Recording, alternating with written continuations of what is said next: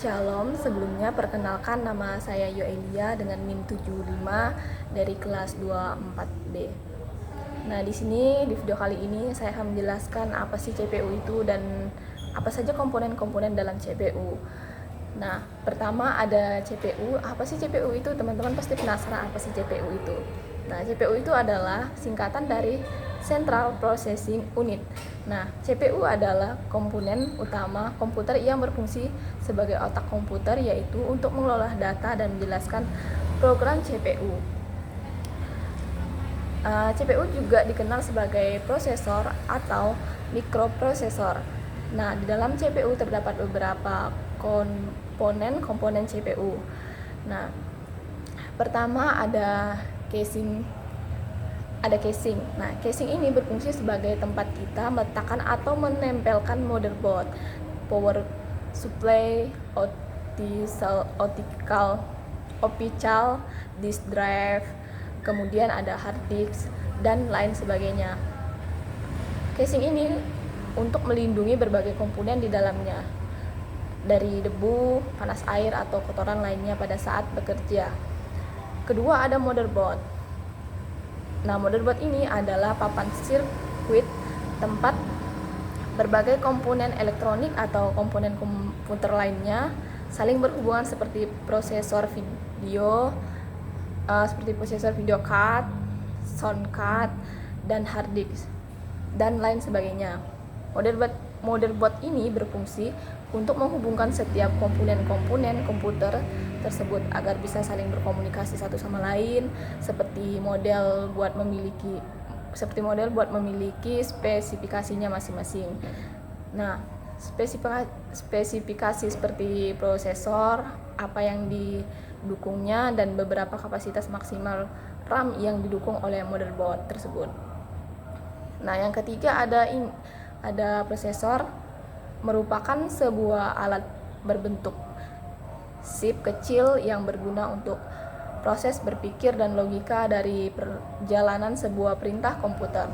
Nah, semakin tinggi kecepatan prosesor, maka semakin cepat komputer dalam memproses berbagai macam data. Nah, yang keempat ada RAM atau singkatan dari Random Access Memory. Nah, berfungsi menampung data yang telah berproses oleh prosesor sebelum dialirkan ke bagian-bagian yang membutuhkan banyaknya pengembangan, dan dilakukan pada bagian ini membuat kita lebih mudah dalam pilihan RAM yang cocok untuk pekerjaan kita, apalagi sekarang menerapkan sistem garansi lifetime pada RAM 4. Chip mengatur komunikasi antara komponen. Nah, chipset terbagi menjadi dua bagian.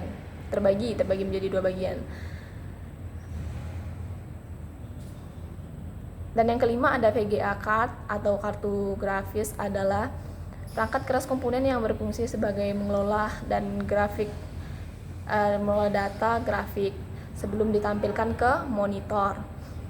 Nah, yang keenam ada sound card. Sound card ini berfungsi sebagai prosesor audio untuk PC analog atau sinyal digital yang masuk ke dalam input kartu dan digital diinterpretasikan sebagai algoritma yang pada gilirannya ditafsirkan sebagai bentuk gelombang dan menghasilkan sinyal sonik dalam output dari kartu suara komputer.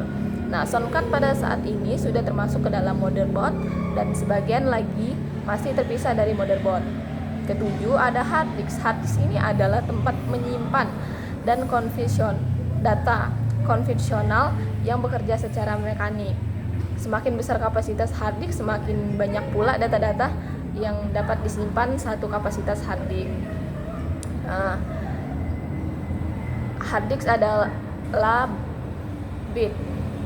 Saat ini kapasitas hard disk pasaran berfasilitasi mulai dari 250 GB, 500 GB, 1 tera hingga 3 tera.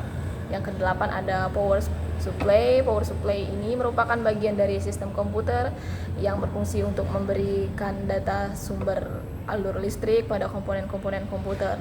Power supply dibedakan atas daya yang dimiliki seperti 400 watt, 450 watt, 500 watt, sampai 600 watt, dan berkembang mengikuti perkembangan teknologi komputer. Nah, yang kesembilan ada disk drive. Disk drive lebih banyak dikenal dengan sebutan CD dan DVD ROM. Merupakan perintah yang digunakan untuk membaca dan menulis CD dan DVD. Yang termasuk dalam optical drive adalah CD-ROM drive, CD-RW drive, DVD-ROM drive, dan DVD-RW drive. Nah, yang ke-10 ada BIOS. BIOS ini adalah bagian moderator, berfungsi menghubungkan antara software yang ada di dalam komputer dengan hardware yang berpasangan pada motherboard. Nah, BIOS sendiri merupakan singkatan dari basic input atau output. Sistem di dalam BIOS terdapat program yang bisa digunakan untuk mengatur bagaimana satu komponen yang terpasang pada motherboard bisa bekerja. Nah, kemudian ada yang ke-11. Nah, yang ke-11 ini adalah VGA power sensor. Dapat diletakkan dengan mudah, maka disediakannyalah soket pada motherboard.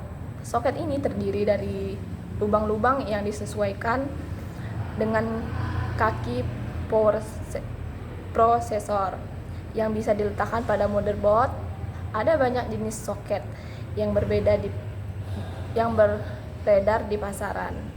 Nah, misalnya saja soket 478, soket 775, dan soket untuk prosesor keluaran Intel. Dan juga soket AM2 atau soket AM3 untuk prosesor keluar AMD. Masing-masing soket ini memiliki lubang yang berbeda antara satu dengan yang lain.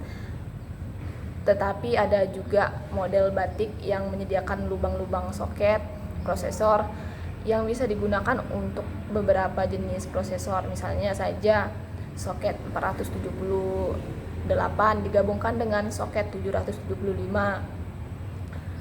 Nah, yang ke-12 ada baterai CMOS. Nah, baterai CMOS ini ada pada model buat. Nah, berfungsi sebagai sumber daya alternatif ketika komputer belum terhubung ke sumber listrik baterai. Nah, ini sangat berguna bagi motherboard sebagai sumber tenaga dalam mengenali komponen-komponen yang terpasang pada motherboard. Nah, itu saja yang saya dapat sampaikan tentang CPU. Nah, untuk lebih jelasnya teman-teman bisa lihat pada gambar di setiap penjelasan saya ya. Terima kasih.